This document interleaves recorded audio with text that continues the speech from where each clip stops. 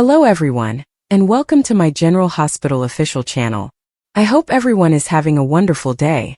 Before we begin, please hit the subscribe button and give this video a thumbs up. General Hospital spoilers hint.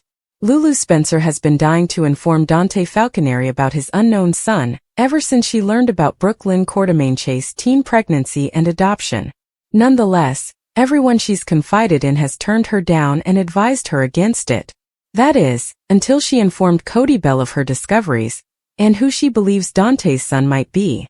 Lulu told Laura Collins and Carly Spencer about Brooklyn's covert teen adoption, and both women were adamant that she not reveal the information.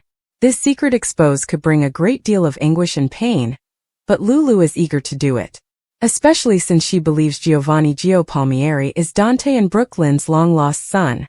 Cody was immediately all in on revealing the truth, especially given his own daddy issues in the past and the fact that he'd been lied to for so many years. It's strange that the GH writers opted to include Cody in all of this, but when fans look ahead and speculate about what's to come, it makes sense. Cody's agreement of Lulu revealing this secret has not only given her the motivation she needs to take action, but he will also most likely assist her in gathering the evidence she needs to establish Gio is Dante and Brooklyn's kid. The two discovered some evidence of Joe's parentage, but it is not conclusive. During the Monday, May 19th episode, Lulu received a picture of Joe's mother, Carmela, who claimed to be pregnant with her son while on tour. One of her former bandmates not only emailed Lulu a photo proving that Carmela was not pregnant at the time she claimed to be, but also informed her that she abruptly departed the tour in late May. Fans know Joe's birthday is May 15th, but Gio believes it is June 4th. Regardless, a snapshot of a lady who is not pregnant does not definitely connect Gio to Dante and Brooklyn. It's just a matter of time before Cody or Lulu understand that, rather than wasting time looking for information from other sources, the evidence they need to show Gio as Dante's kid is right in front of them. To have conclusive evidence, the two just need to collect some samples and run a DNA test. Cody may have come up with this, considering he and Max Scorpio recently completed this test. Lulu could easily acquire the Falconeri DNA sample by grabbing a piece of hair or a toothbrush from either Dante or her own son, Rocco Falconeri. Cody's involvement implies he'll be in charge of Joe's sample, which should be quite simple given that they both live on the Quartermaine estate. According to GH teasers, fans may believe they are on the verge of discovering Joe's secret. Thus Lulu and Cody will most likely put this plan into action very soon. Things in Port Charles can take a long time at times, but they can also happen quickly. It may only be a matter of time before Lulu and Cody have the DNA samples they require, and they might surreptitiously go to the lab and request that a test be done ASAP. General Hospital spoilers suggest that the metaphorical poop will hit the fan soon when it comes to Gio, and it appears like Lulu and Cody will be the ones to bring this 20-plus year secret to light. Laura Wright from General Hospital released a stunning reel on social media this week. It was so wonderful that some ABC viewers said it symbolized pure love. Read on for more information and photographs. The Pure Love Reel. Fans of daytime dramas enjoy learning more about the real people behind the performers' faces. Laura Wright is popular off-screen because she frequently publishes on Instagram. This week, she took to her stories to post a very nice video. It was about a rescued puppy. The post came from @adopting0gs. It was also shared on TikTok, and you can see the adorable video lower down in this article.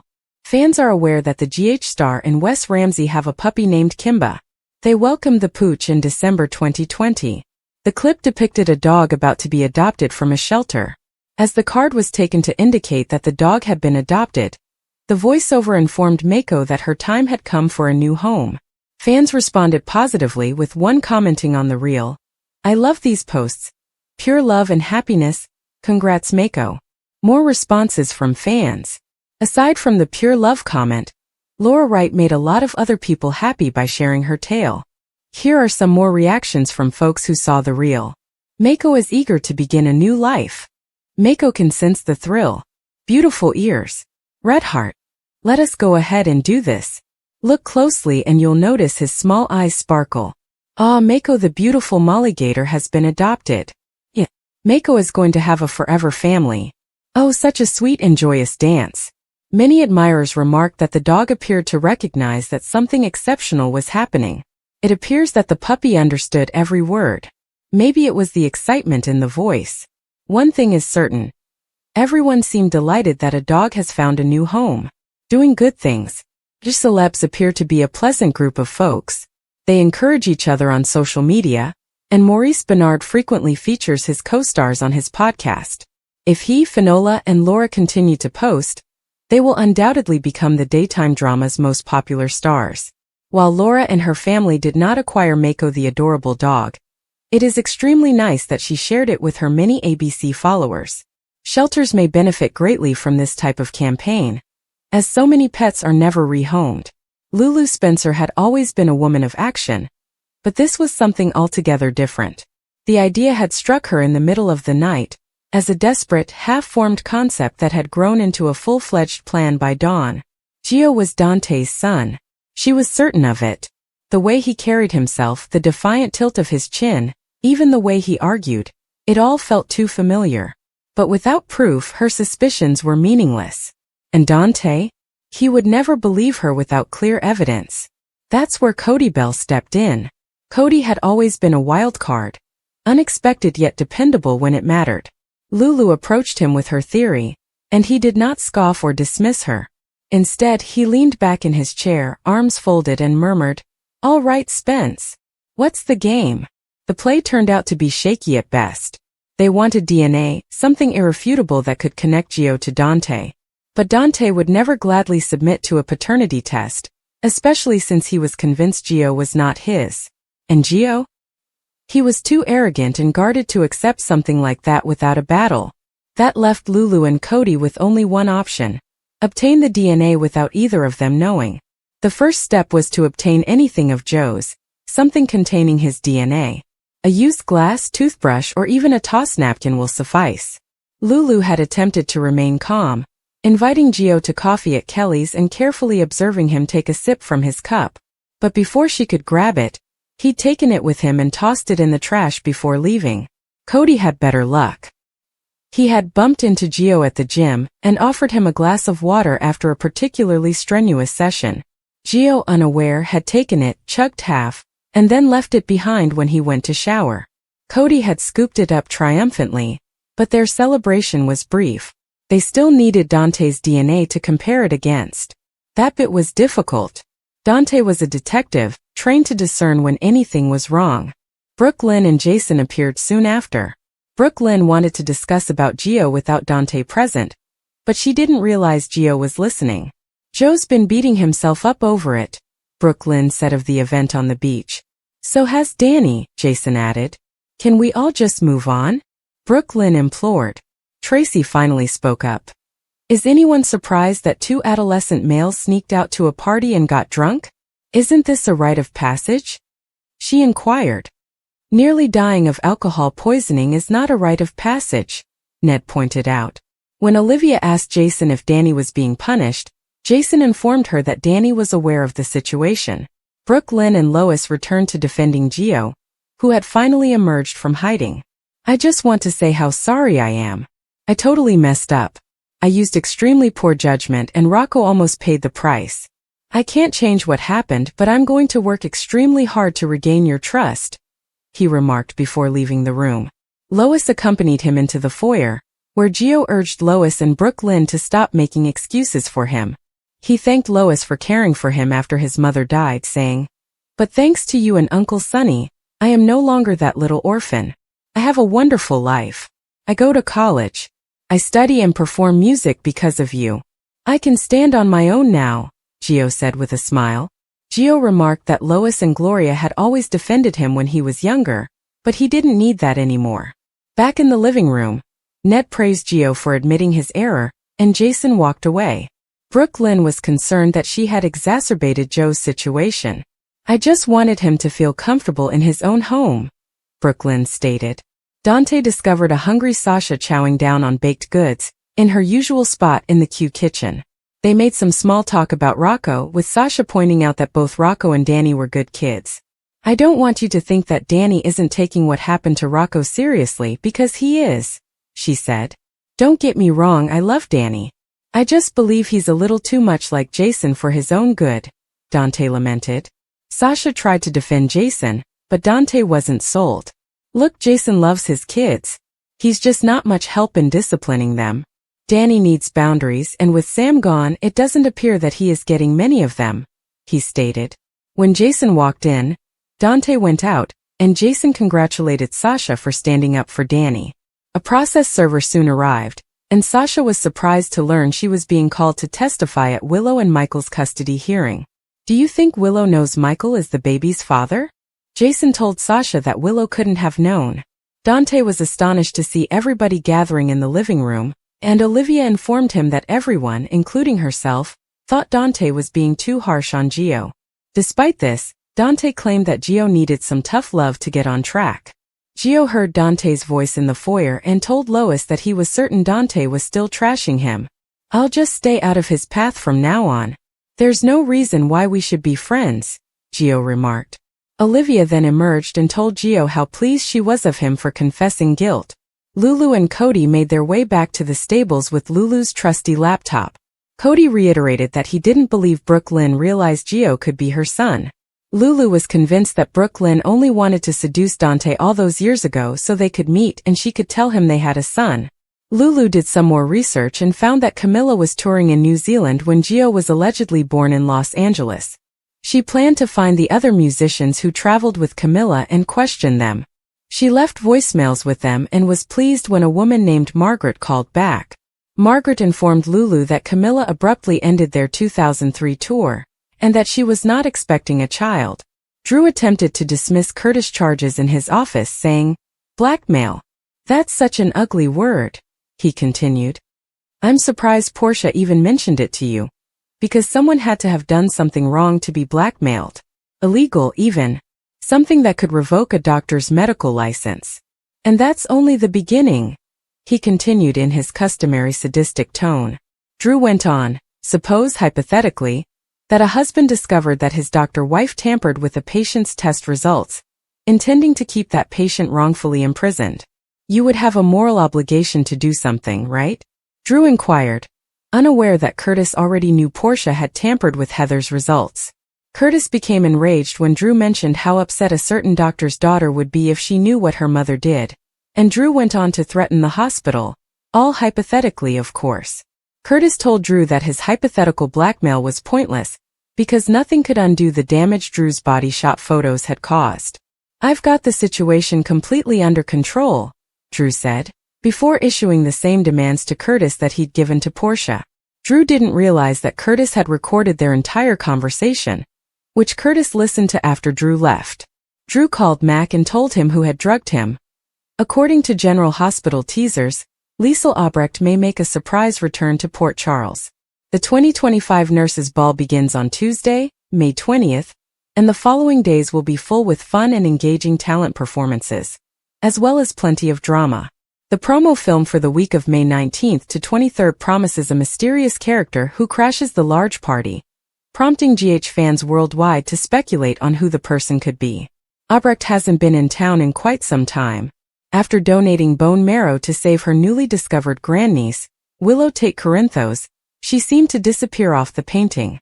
While she returned to town later in 2023, she quickly left again and has since vanished.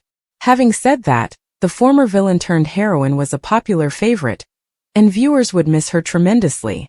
Kathleen Gotti, the actress who plays the Doctor, has been busy with other projects since her appearance on GH, but that doesn't mean she wouldn't or couldn't return for another brief visit to update fans and loved ones on what the good doctor has been up to. Furthermore, Obrecht has already attended other nurses' balls, thus it is not unreasonable to believe that Lucy Coe would go to great lengths to encourage her to perform at the ball. Consider this. Coe might introduce the following act as a mystery performance, while the event was in full swing, just to reveal Liesl. Liesl enjoys singing and supporting the cause, therefore she would gladly agree to stop into Port Charles to see loved ones and perform at the event. After all, Obrecht has many links to the small town. Many people would be overjoyed to see Obrecht, from Willow, who may need to talk to her aunt and the lady who saved her life, to Nina Reeves, who might use a friend and some counsel from Liesl right now, and her grandson James West. GH teasers remind fans that, as a doctor, Does Liesl have any advice or insight into Michael Corinthos' condition for Willow or Carly Spencer? Did she formerly work for a burn clinic in Germany and have contact information for either lady? However, given Nina's chaotic situation, could Liesl offer her any advice? According to General Hospital teasers, Jocelyn Jacks will have 3 unforgettable moments between May 19th and May 23rd. When the drama heats up, GH fans can expect a fiery Willow Corinthos face-off, among other things. Jocelyn has a lot on her plate because she is carrying out a top-secret mission for the WSB. Jocelyn has struggled to disrupt Emma Scorpio Drake's plans and deal with her rage, but she knows it's all for the greater good. However, Jocelyn will also address certain familial concerns in upcoming episodes. That will complicate Jocelyn's already chaotic existence, so let's talk about some must-see events in the next week. 1. Jocelyn is caught up in Nina and Carly's argument. On May 19th, Carly Spencer will have a heated argument with Nina Reeves about Michael Corinthos and Willow Corinthos' custody battle. That will result in Nina slapping Carly, who may easily slap Nina back given the circumstances. Regardless, Jocelyn is going to pay Carly a visit, so she'll most likely walk into tremendous pandemonium. Jocelyn may catch a glimpse of the conflict before Nina takes off. Carly will soon make Jocelyn her confidant, and she will tell her how she unwittingly caused a court mess for Michael, and how she intends to put things right. 2. Jocelyn and Willow's showdown. Jocelyn and Willow also have a showdown coming up on May 21st, which will provide some interesting scenes. Willow and Jocelyn will collide during the nurses' ball, and their hatred will become part of the mayhem that fans expect from this event.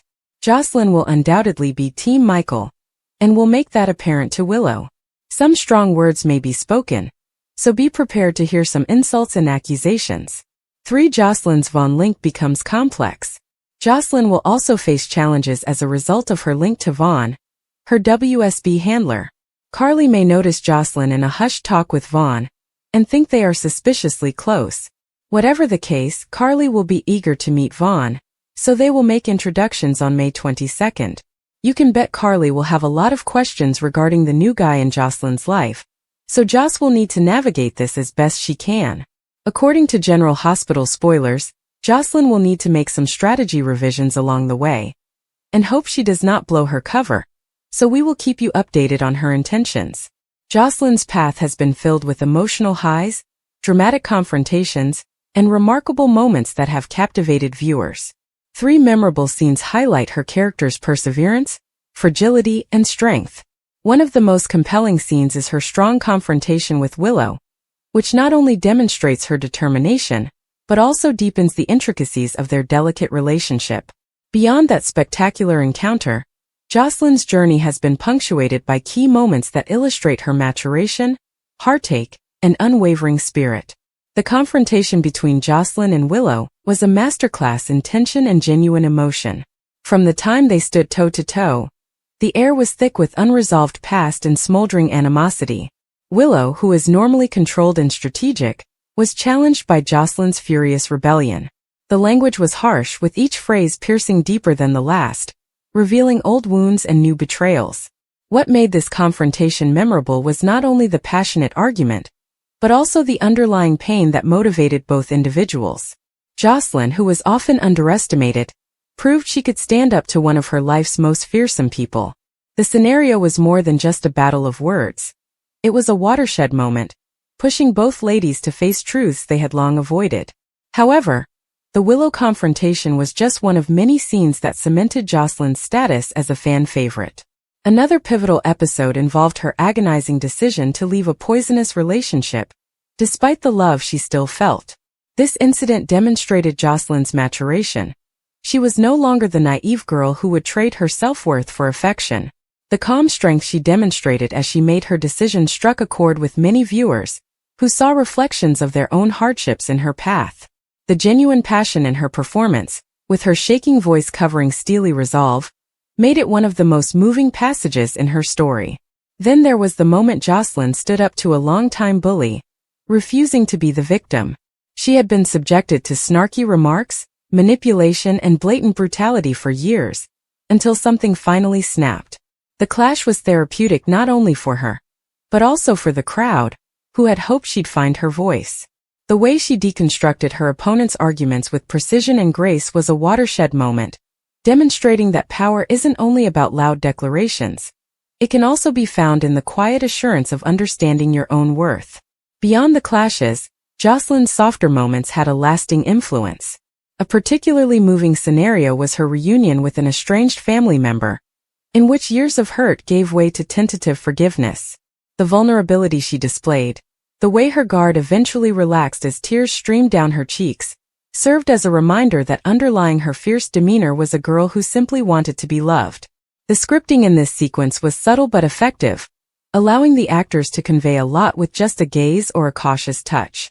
Another remarkable experience was Jocelyn's great victory, following a lengthy personal struggle. Whether it was finally reaching a career milestone, sticking up for a friend, or just choosing happiness over bitterness, these victories were gained with blood, sweat, and tears. The result was much sweeter since fans had watched every setback and moment of doubt, making her victory feel personal. Of course, no list of Jocelyn's most memorable experiences would be complete without noting her surprising union with a former adversary. The chemistry between the two characters was palpable, with their interaction changing from animosity to grudging respect, and then to genuine friendship. The writing deftly weaved their relationships, making every caustic remark or begrudging smile feel justified. By the time they fought side by side, the audience was completely immersed in their collaboration. Jocelyn's sense of humor showed through in several situations, adding much-needed lightness to the tension. Whether it was a perfectly timed critical remark or an unintentionally cute moment of awkwardness, these bursts of lightness made her even more accessible. Comedy is typically more difficult to pull off than drama, yet these scenes were masterfully handled, demonstrating her character flexibility. One of the most underappreciated aspects of Jocelyn's journey was her devotion to those she adored. In a world full of betrayals, her steadfast devotion for her friends, even when it came at a cost, was a welcome constant.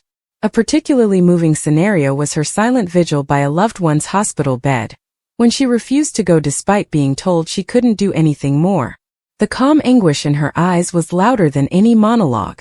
Then there was the time when she was forced to make an impossible decision, one with no clear right answer. The sorrow of her decision, the weight of duty on her shoulders, was evident. What made this scenario so interesting was that it wasn't about good versus evil, but rather two faulty choices with disastrous implications either way. Jocelyn's agony was written and portrayed with such honesty that viewers debated her decision long after the program had ended. Her love relationships also produced some of her most memorable scenes. From the exhilarating highs of new love to the crushing lows of loss, each relationship impacted her in unique ways. One notable moment was when she finally expressed her feelings after years of denial, erupting in a flood of emotion. The emotion in that passage was breathtaking, a rare unguarded moment for a character who was usually hidden behind sarcasm or confidence. Perhaps the most powerful component of Jocelyn's narrative was her perseverance. No matter how many times life knocked her down, she always found a way to get back up, beaten and changed but never broken. A particularly moving scenario was her calm introspection after a significant loss, in which she sat in solitude, absorbing the anguish before steeling herself to continue on. In these quieter moments, her true strength shined through. Jocelyn's path has been an emotional roller coaster, yet through it all, she has remained a figure worth pulling for. Whether she was fighting Willow, fighting for her happiness, or simply surviving in a world that appeared intent on breaking her, her narrative resonated because it felt authentic. Her successes were hard-earned, her pain was intense, and her progress was evident. These three standout scenes, among many others, confirmed her as one of the most captivating characters in recent memory. Nina entered Carly's living room and explained that she was present with Willow when she was presented with the custody papers. Carly acknowledged that she had requested Diane to request a court date. Nina assumed that meant Michael would be returning home. Carly told her he wasn't, but she refused to change the court date. "Nina, wake up. Willow is never going to leave Drew, so I need to protect my grandchildren," she stated. "Well, they're my grandchildren too, and you're not doing this," she said. Nina tried to reason with Carly in the same way that Sunny did with Willow, but Carly didn't listen. Willow is never going to see who Drew really is. Hell, she walked in on Drew in bed with a sex worker, And she's still standing by her man, Carly pointed out. You have had enough time. I have to do something besides wait to protect my grandchildren, and I don't regret it for a second, she told me. Nina realized that Carly had requested this court date weeks before, breaking their agreement. Nina was outraged and Carly merely smirked. You have been going behind my back this entire time? You lied to my face, Nina demanded. I never made any promises. And you're the one lying to your daughter, pretending to be okay with her disgusting relationship with Drew, Carly informed me. The two women went back and forth swapping allegations. I want what's best for my daughter, which makes me no different from any other mother out there, Nina told me. Carly then became enraged, telling Nina, this just proves what I already knew. You're not a mother and you never will be. Nina defended herself, but Carly encouraged her to act like a mother, stop treating Willow like a friend, and express her feelings about Drew. Is your relationship that fragile? What the hell are you afraid of?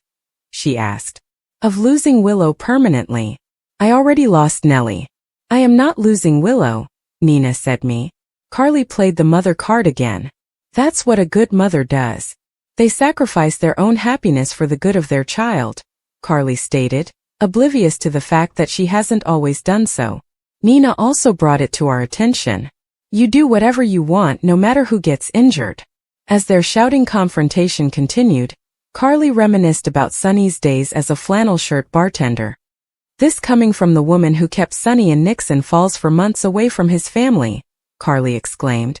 She had a difficult childhood, but thank God you did not raise her, or she would be an even worse mother than she is today. Nina was enraged as she listened to Carly yammer on about Willow's delusions. She doesn't deserve those kids and she doesn't deserve to be a mother, Carly yelled, which prompted Nina to let loose and clock Carly across the face. Carly slapped her right back, resulting in the two women rolling around on the floor and the couch like Alexis and Crystal Carrington. You sanctimonious bitch. Nina screamed before reaching for a ceramic knick-knack. Jocelyn unexpectedly emerged and pulled Nina off her mother. Nina recovered herself and started to walk out, but got in the last word. You made a major mistake because there's no way I'm going to let you take Willow's children away from her. After Nina had left, Carly explained what had happened to Jocelyn, who thought it was strange that Carly had scheduled a custody hearing without informing Michael. Jocelyn became the voice of reason and handed Carly her phone saying, You need to tell Michael and tell him about the hearing, to which Carly refused. At the nurses' ball rehearsal hall, Sonny continued to try to reason with Willow, who claimed she didn't want her children to grow up torn between both parents, but Michael and Carly seem to want to take my kids from me. Sonny agreed that Carly never should have interfered and requested a custody date, and he asked Willow to request a postponement. Willow refused, saying she was tired of the custody issue hanging over her head and wanted it to be finished. I really think you should wait for Michael to get home and find a compromise. Sonny proposed something you could both live with. Willow protested that Michael wanted complete custody.